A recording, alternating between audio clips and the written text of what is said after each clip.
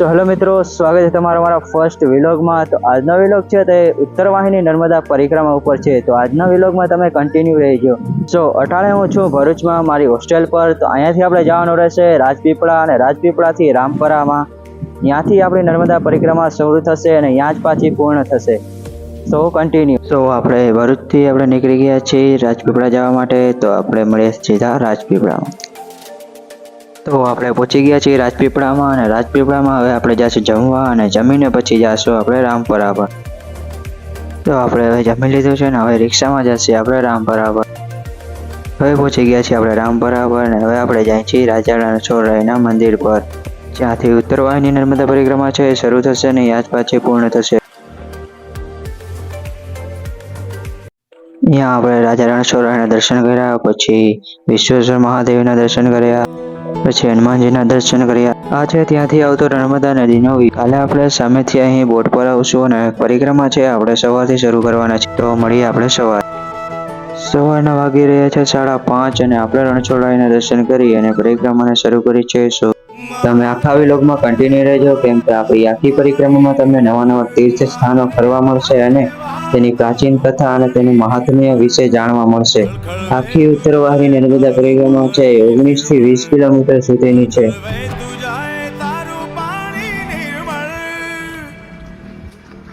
આપણે પહોંચી ગયા છીએ ધનેશ્વર મહાદેવના મંદિરે અને આ મંદિર વિશેની પ્રાચીન કથામાં લખેલી છે, તો તમે પોઝ કરીને વાંચી શકો છો। અને પછી આપણે ધનેશ્વર મહાદેવના દર્શન કર્યા અને એની સામે લોકેશ્વર મહાદેવનું મંદિર હતું, ત્યાં પણ આપણે દર્શન કર્યા અને બાજુમાં ઈટેશ્વર મહાદેવનું મંદિર હતું તો ત્યાં આપણે દર્શન કરવા। એના પછી આપણે બાજુમાં જાનકીદાસ બાપુના આશ્રમમાં ગયા।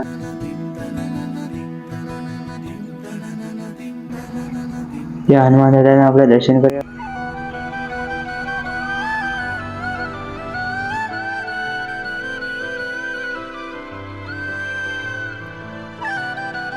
આશ્રમમાંથી નીકળીને આપણે પાછી આપણી પરિક્રમા છે શરૂ કરી છે।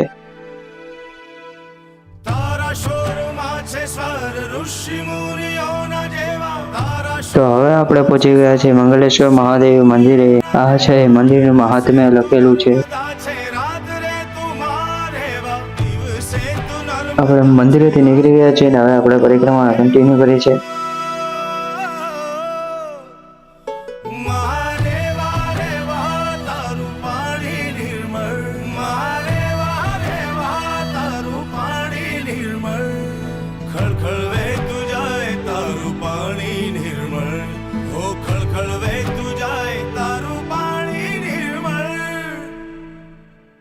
હવે આપણે આવી ગયા છીએ તપોવન આશ્રમમાં। હવે તમે અંદરનો વ્યૂ જુઓ।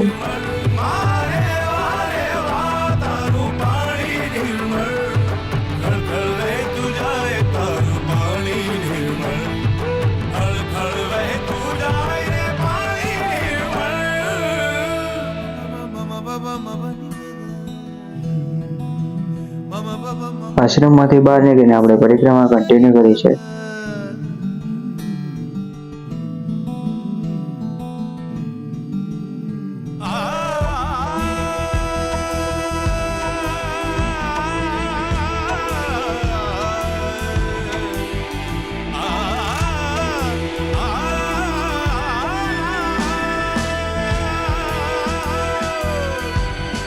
તો આપણે આવી ગયા છીએ ગોપાલેશ્વર મહાદેવના મંદિરે।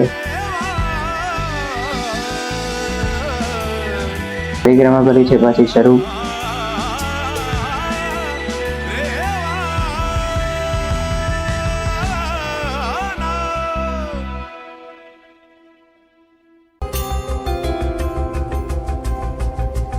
હવે આપણે પહોંચી ગયા છીએ સીતારામ આશ્રમમાં। ત્યાં આપણે શુભકારી હનુમાનજીના દર્શન કર્યા, ખોડિયારમાંના દર્શન કર્યા। હવે અહીંયાથી નર્મદા નદીના કાંઠે આપણી પરિક્રમા છે શરૂ થઈ છે। नमन हे देवी नर्मदा, नमन हे देवी नर्मदा, तुम्हारी गोद में ही मां रहेंगे हम तो सर्वदा। नमन हे देवी नर्मदा, नमन हे देवी नर्मदा, तुम्हारी गोद में ही मां रहेंगे हम तो सर्वदा। હવે આપણે પુલ દ્વારા નર્મદા નદીની સામેના કાંઠે જવાનું છે। જો તમને ખબર હોય કે આ પરિક્રમાને ઉત્તર વાહિની નર્મદા પરિક્રમા કેમ કહેવામાં આવે છે તો કમેન્ટ બોક્સમાં જણાવજો, અને ન ખબર હોય તો પણ જણાવજો, તો એના વિશે હું એક વિડીયો બનાવીશ। तो सारा विश्व ही सवार दे तुम सभी से ऊपर माँ, तुम सभी से ऊपर माँ, तुम हो सबसे अलहदा। नमन हे देवी नर्मदा, नमन हे હવે આપણે નર્મદા મેના દર્શન કરી અને પુલ પાસે આ ડેમની અંદરથી જવાનું છે। देवी नर्मदा, तुम्हारी गोद में ही माँ रहेंगे हम तो सर्वदा। नमन हे देवी नर्मदा, नमन हे देवी नर्मदा, तुम्हारी गोद में ही माँ रहेंगे हम तो सर्वदा। सदा रहे हैं हम सुखी, सदा रहे हैं स्वस्थ भी, शरण तुम्हारी जो मिली सदा रहेंगे मस्त भी। सदा હવે આ પુલ પરથી આપણે નર્મદા નદીની સામેના કાંઠે જઈશું। शरण तुम्हारी जो मिली सदा रहेंगे मस्त ही, रहे जो તો આપણે પુલ દ્વારા નર્મદા નદીની સામેના કાંઠે આવી ગયા છીએ, અને નર્મદા નદી વિશે એવું કહેવામાં આવે છે કે ગંગા, યમુના, સરસ્વતી જેવી નદીઓમાં તમે ડૂબકી લગાડી સ્નાન કરવાથી તમારા પાપ ધોવાય છે, પણ નર્મદા નદીના ખાલી દર્શન કરવાથી તમારા પાપ ધોવાઈ જાય છે। तुम्हारी गोद में ही माँ रहेंगे हम तो सर्वदा। नमन हे देवी नर्मदा, नमन हे देवी नर्मदा, तुम्हारी गोद में ही माँ रहेंगे हम तो सर्वदा। તો હવે આપણે અહીંયાથી ઉપર તિલકવાડા મારુતિ નંદન ધામમાં જઈશું।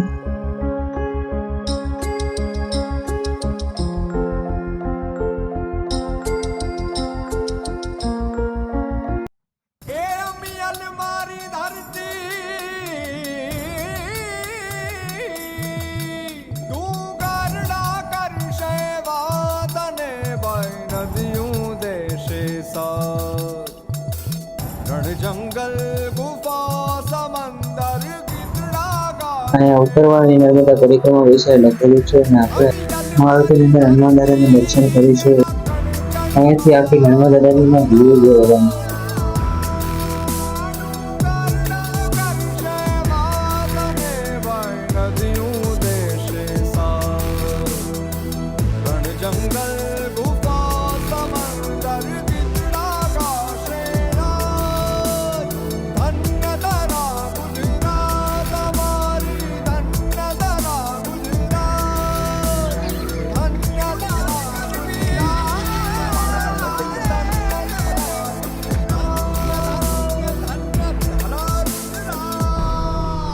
હવે આપણે શક્તિ માતુગા મંદિર આવી ગયા છે।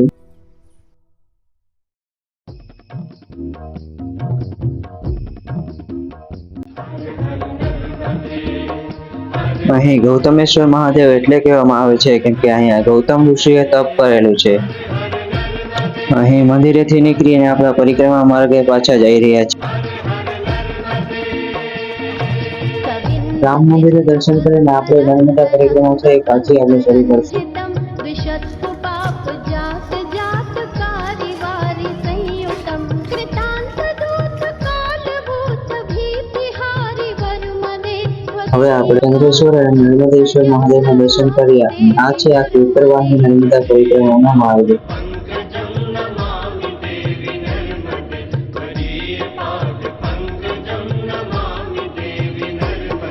त्वदम्बुलीन दीनमीन दिव्य संप्रदायकं कलोमलोक भारहारि सर्वतीर्थ नायकं હવે આપણે આવી ગયા છીએ તિલકેશ્વર, અને આપણે તિલકેશ્વર મહાદેવના દર્શન કરશું। कजं नमामि देवी नर्म અહીં ઉત્તરવાહિની નર્મદા પરિક્રમા વિશે લખેલું છે કે તિલકેશ્વર મહાદેવના દર્શન કર્યા વગર નર્મદા પરિક્રમા છે એ અધૂરી છે। તમે પોસ્ટ કરીને આખું વાંચી શકો છો। હવે હનુમાન દાદાના દર્શન કરીને આપણે નર્મદા પરિક્રમા છે એ પાછી શરૂ કરશું। भूतभूतलं ध्वनत्तमस्तपातकारि दारिता पदाचलं जगल्लये महाभये मृकण्ड सोनु हर्मदे त्वदीय पाद पंकजं नमामि देवी नर्मदे। જો તમને અહીં સુધી આ ઉત્તરવાહિની નર્મદા પરિક્રમાનો વિલોગ ગમ્યો હોય તો લાઈક કરો અને તમારા મિત્રો સાથે શેર કરો, કેમ કે તેને પણ આ પરિક્રમા વિશે જાણવા મળે। गतं तदैव मे भयं त्वदम्बु वीक्षितं यदा मृकण्डसूनु शोणिकासुरारिसेवि सर्वदा पुनर्भवात्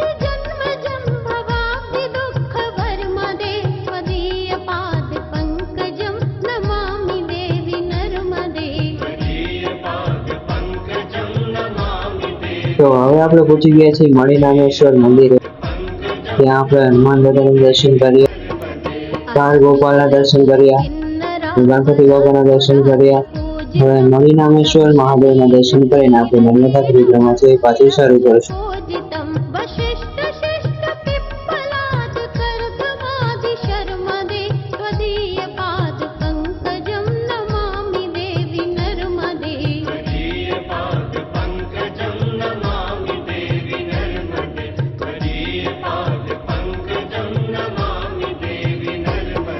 सनत्कुमार नाचिकेत कश्यपात्रि षट्पदे व्रतं स्वकीय मानसेषु नारदादि षट्पदे रवीन्दुरन्ति देवदेव राजकर्म शर्मदे त्वदीय पाद पङ्कजं नमामि देवि नर्मदे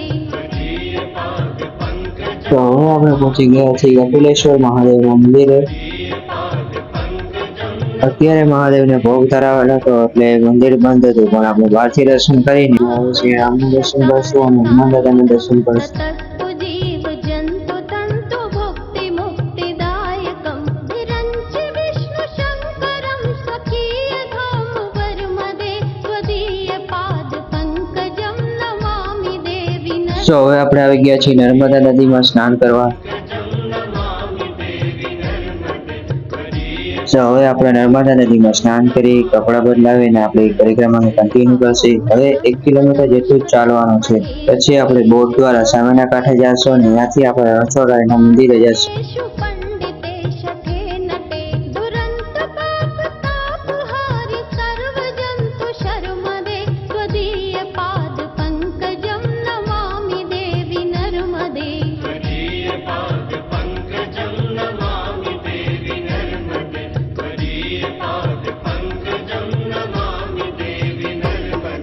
इदं तु नर्मदाष्टकं त्रिकालमेव ये सदा पठन्ति ते निरन्तरं न यान्ति दुर्गतिं कदा सुलभ्य देह दुर्लभं महेशधाम गौरवं पुनर्भवा नरान् અહીં 12 જ્યોતિર્લિંગ રાખવામાં આવેલી છે. निरोरवम्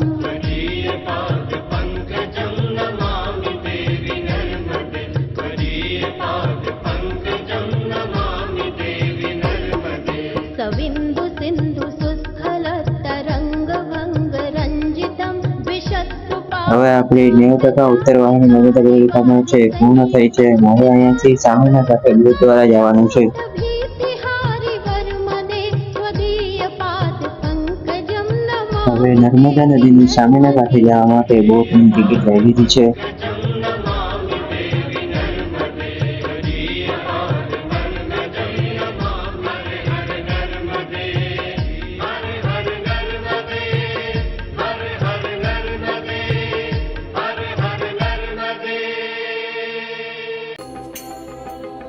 સો ફાઇનલી આપણે બોટમાં બેસી ગયા છીએ. હવે તમે નર્મદા નદીનો વ્યૂ જોવો.